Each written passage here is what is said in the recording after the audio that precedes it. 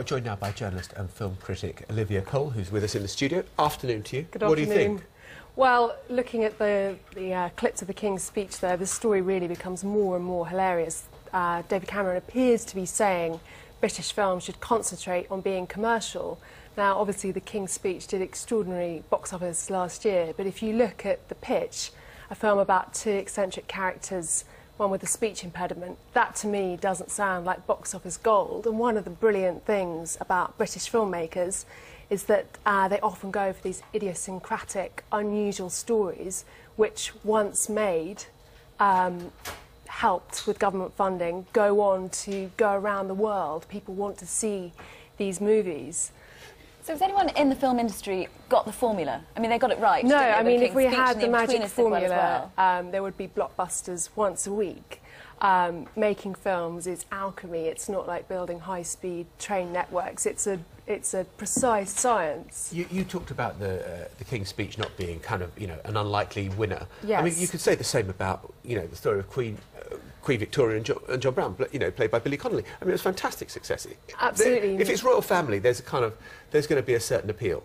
Possibly. But I think a lot of people will be bemused by these comments. The King's speech wasn't a one-off. Many people in the British film industry will be flying off to LA this weekend for the Golden Globes. It's the start of awards season. Once again, British films from Shame to My Week with Marilyn to The Iron Lady are attracting an awful lot of acclaim. And I think it's, the timing of Cameron's comments are absolutely woeful.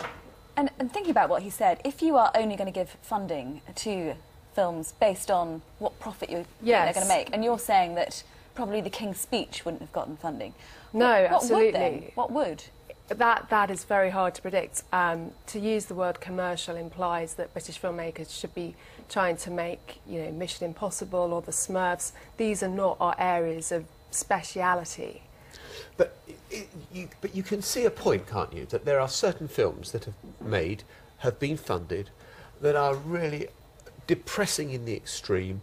They are only ever going to be seen in art house cinemas or maybe on kind of obscure channels late at night.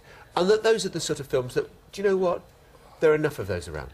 I'm not sure that's true. I think all filmmakers, all writers, actors want their films to be seen. Nobody wants to make a film that 100 people watch. And increasingly there is this crossover between what we would think of as an art house movie and one that actually, Shame would be a great example, a film about a sex addict made by British artist Steve McQueen. People are talking about this film. It's not just something that would be seen late at night. He talked this week about how he couldn't possibly